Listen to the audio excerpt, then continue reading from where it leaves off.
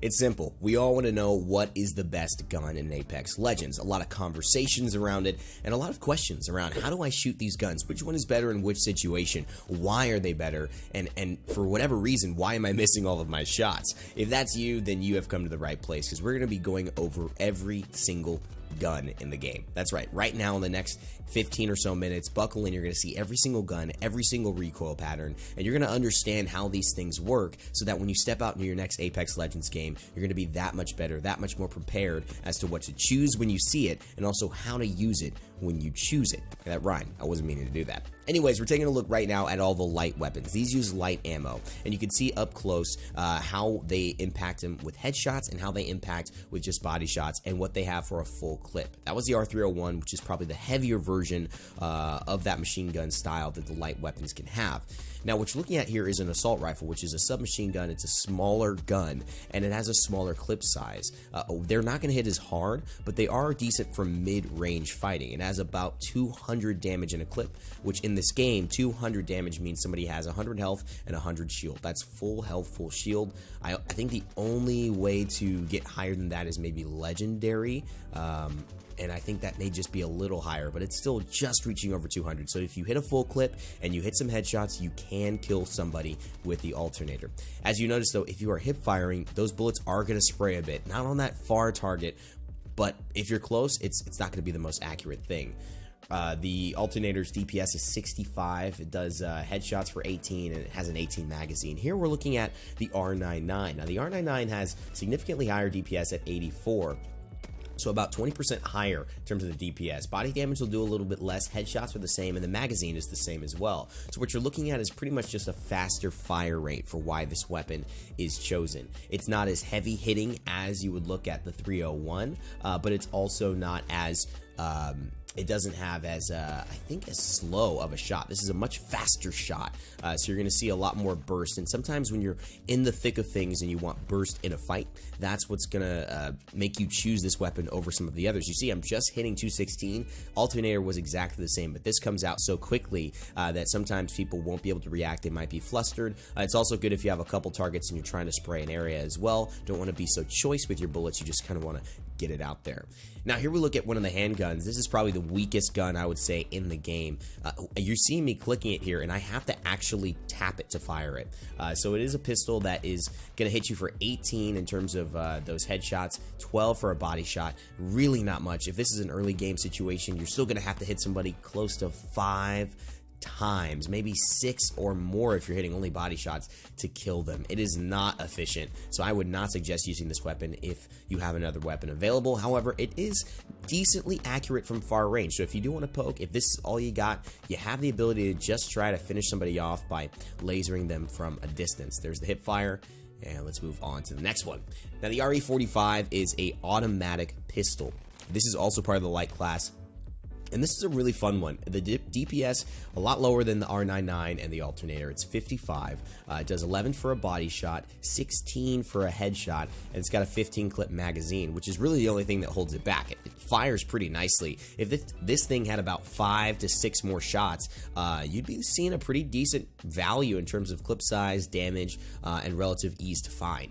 Now we're looking right back at the big boy, which you started at, the R301. You guys can see hitting for 252, so a little bit more damage. The bullets a little bit meatier, hitting for about 14, but then the headshots as well, 28. It's got that 2 times headshot multiplier. For some reason, some guns have those. The heavier kind of style of guns have those 2 times multipliers, and that is what separates it. So that's one of the reasons why I like that. You get those headshots on the R301, and it's a big deal. Now, talk about headshots. This is what is, many are considering the best gun, one of the best guns in the go-to loadout in the game. A lot of people are running Wingmans, Peacekeepers. Peacekeeper is insane. It is a nutty gun. You'll see that in just a little bit. But the reason Wingman is so good is because it's very, very accurate. Very little recoil. It's actually so accurate that it surprises you playing in this game. Notice a lot of the guns I'm going to fire, and you've seen me fire, when I just let my hand off the mouse button, when I don't move and I just press left mouse button, they just go everywhere. They spray up and down and left. The wingman is going to give you some more consistency.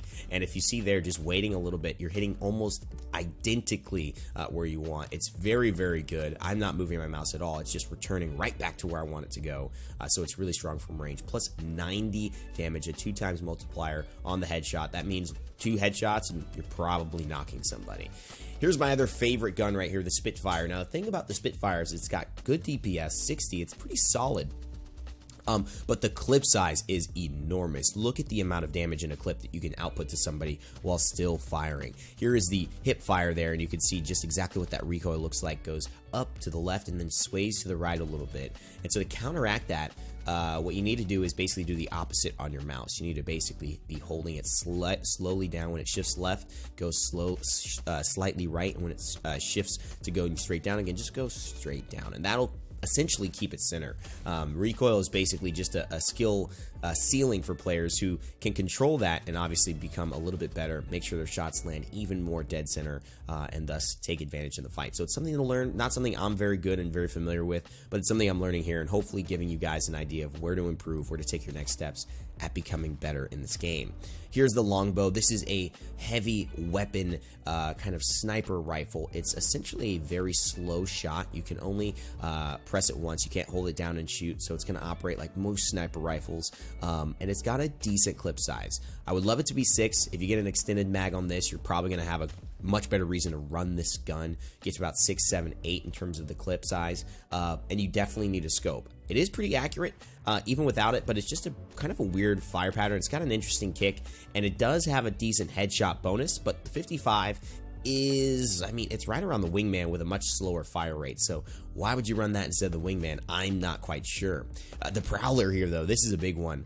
You have this kind of 5-shot burst, which is very unintuitive for a player who's not used to this type of burst. I do like this weapon, though, because as you can see, 70 damage in a full burst means that 2 of those full bursts hitting your target, you're probably going to knock them. You're probably going to finish off most of their shields. If not, it'll be 3, and you've got plenty of ammo in the cut for that one. Now, I think that this is a weapon that's probably going to not see a lot of play in front of the wingman, probably not see a lot of play in front of Spitfire if you run across that. But if at medium range, it is probably going to be a pretty effective thing. The recoil is pretty strong north, so that's why at close range, when you can control that a little bit better, you're not going to get as violent recoil up top.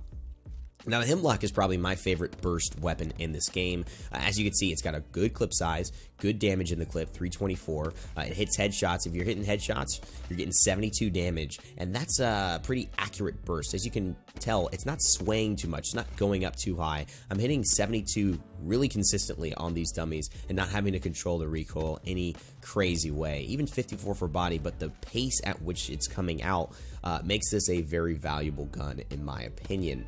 I'm a very big fan of the Hemlock, although the DPS is about 54. I feel like the headshots being a double headshot bonus, making it so you can get 108 in a full clip and basically just insta one-shot somebody who doesn't have a lot of shields or basically no shields, makes it a pretty valuable pick. Now here we go to the Flatline, which I think takes kind of like a first runner-up to the Spitfire as far as the assault rifle class that I would use in the heavy. I just think that the headshots from range are probably one of the better aspects about it. You can see that there is some decent damage.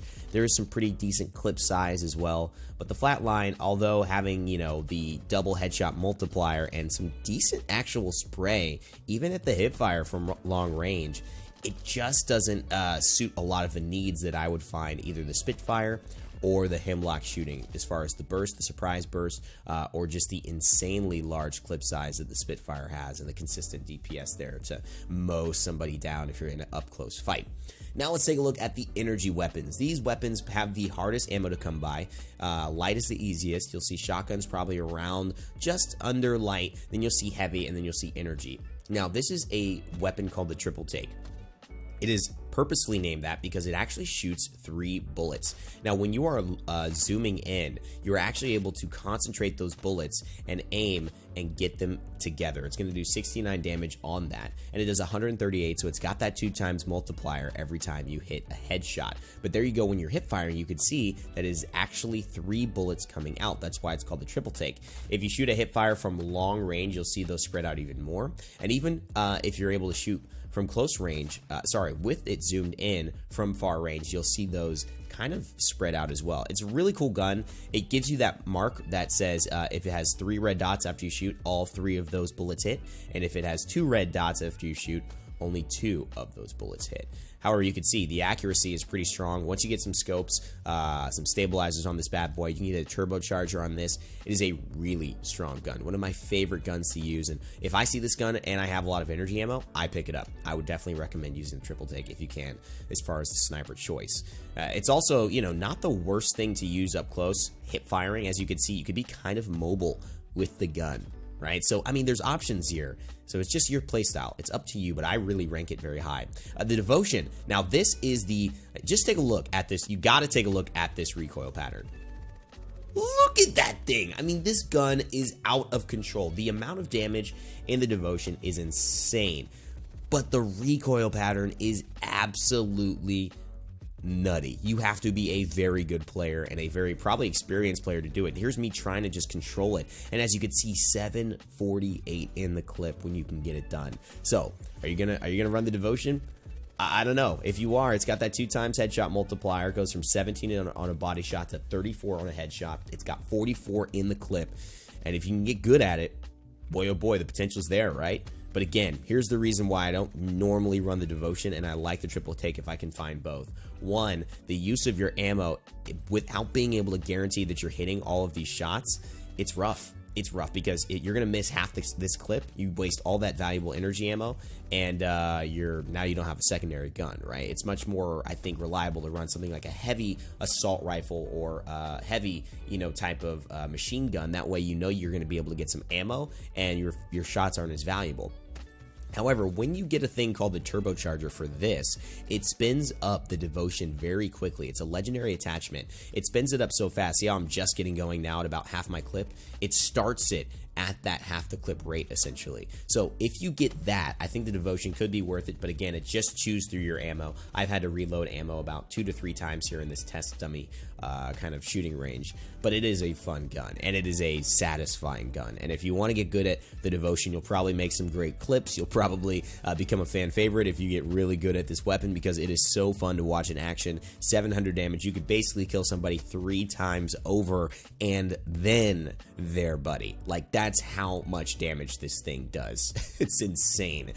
So those are the energy weapons. Now it's time to take a look at the shotguns. The shotguns have clear tiers. There are clearly 3 shotguns that are better, but there is one that is situational. The Mozambique is the worst shotgun. That is just unequivocal in my opinion. It is not the best shotgun, although I am waiting to see someone change my mind, and if you are one of those in the comment section, please let me know. I'd love to know how you value the Mozambique and why. It shoots these 3 shots in a little bit of like a triangle, and it can headshot to get you around 60 damage, but it's really not necessarily as intuitive as you might think. The actual, I think, reason it's not as intuitive is because it's relatively precise. So precise that you're not expecting that shotgun to kind of hit in that red dot right there.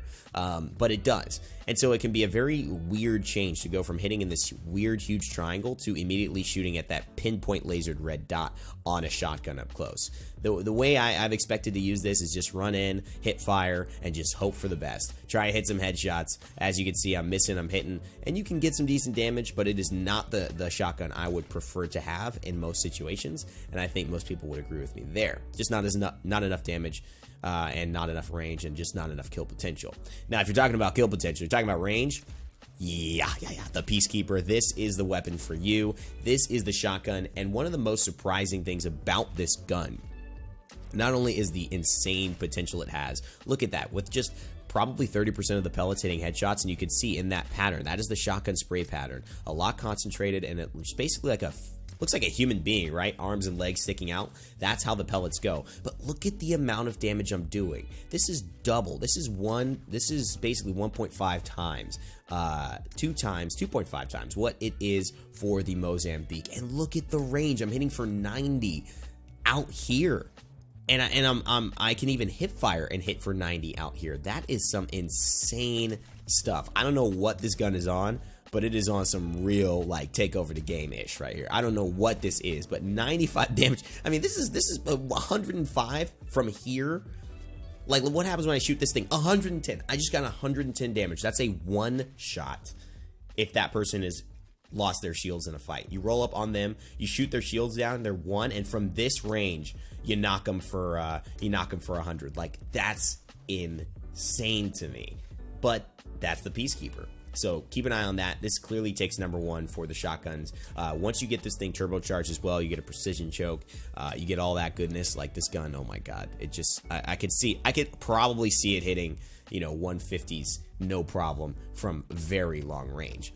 Now here's my second favorite gun, and let me just tell you why. The clip size and the speed of fire, the rate of fire on the EVA 8. The EVA 8 is kind of the shotgun for beginners, in my opinion. You can miss a lot of shots and still redeem yourself, and I think it's a really good shotgun for that case. It doesn't have crazy headshot damage, but its value is that you can fire multiple times. So in a lot of skirmishes where people get caught reloading, or if you're early game and people don't have as much ammo, and you know you're not ready to run a Peacekeeper because you know maybe you miss your first shot, they surprise you, they run through a room. This is really great to miss 1, 2, and then you still got 4 in the clip, right? That's one of the best things. You actually have 6 in the clip after that, 8 shots. Obviously, the range doesn't keep up with the Peacekeeper. Even when you're zooming in, the range starts to fall off. So it's really much an up-close weapon. It doesn't have the range of the Peacekeeper, but it will have some of the value in terms of those fights. Now, you talk about range, you talk about the last kind of gun standing in the shotgun category. It's going to be the Mastiff. Anytime, anywhere, any place, you see a Mastiff, you pick it up, you use the Mastiff. That's the rule, right? In Apex Legends, you see a Mastiff, you use a Mastiff. It's that good. 234 damage on the headshots, 252 if you get even a little closer, and I haven't even hit all of the pellets there. When you really get up close with this thing, hip firing or ADSing, it's your choice. It's pretty accurate on the ADS, and you will find a lot of value no matter what.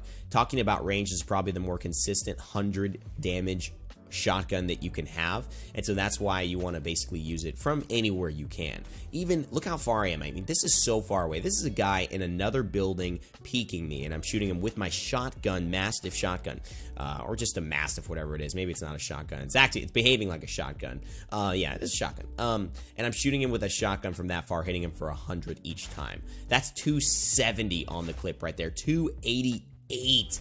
Oh, mama. The Mastiff is not to be messed with. I think that is it. Really, the 288, all headshots there.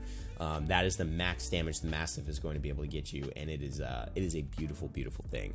Now, you're only going to be able to find that through special supply drops or special areas, and so you're not going to run across that all the time, but if you do see it, definitely use it, just like this weapon as well. The Kraber is essentially a weapon that's going to give you a sniper rifle that just does not freaking fall off, and when you shoot it, you're gonna hear this incredible. It sounds like the air, like NASA is launching a rocket after you shoot this thing. I mean, the sound effects on it are like dope enough, but the fact is, if you hit a headshot, you're just knocking somebody down, no problem. And the range is so strong. The scope on it is so intense, and I could even zoom in. By the way, guys, I could zoom in right now, and I'm not doing that. It is just clearly a one-shot things are done. So check out the Kraber, check out this weapon guide again. If your friends need some help, basically send it to them. Hopefully I've broken down every single weapon in the game and given you an idea on what you should choose and why. Where are the values for these weapons? Are they mid-range? Is the clip size worth it?